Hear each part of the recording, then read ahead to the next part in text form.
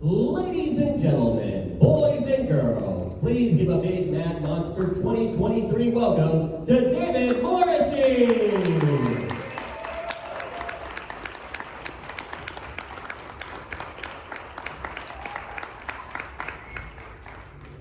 So I watched TV, and then when I was about 13, I watched a movie called Kes, which was a British movie, and it was very sort of like it was a drama, but it was like a documentary.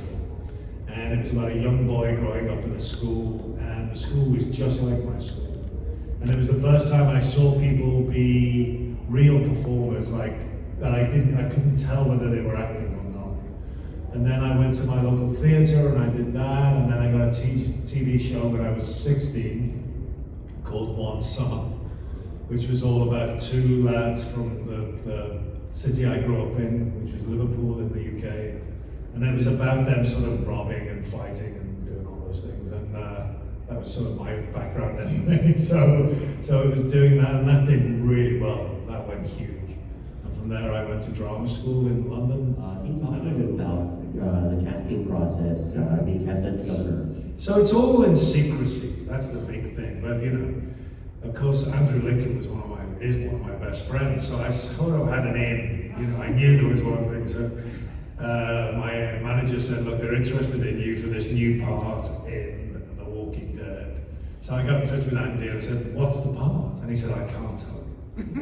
He said, "Well, all I can tell you is it's a big part, but also if you go to Barnes and Noble and get the book, read up to where the show is finished, and then read on from there, and you might get an idea of who the next character is." Okay. He said, "We've just finished being on Herschel's farm." So I went to Barnes and Noble, I flicked through Herschel, next big character was the governor. And that was great.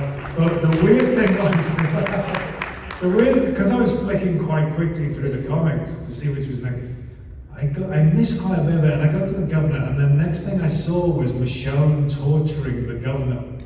And she tortures him. I don't know whether you read it. It's very different from what happens on the TV. So like she chops his nuts off.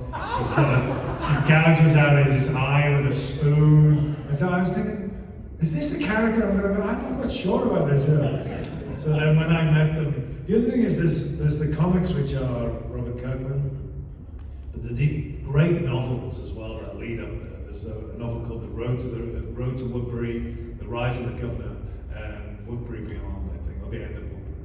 Three great novels, and I read them.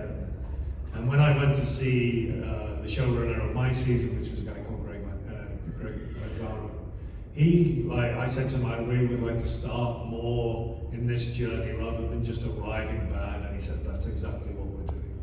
So you do that, and then you meet Robert Kirkman, Gail Ann Hurd, you go into this room, there's about 5 or 6 people sitting there. They give you something to read, which is not the governor, it's something that they've written specifically for the audition.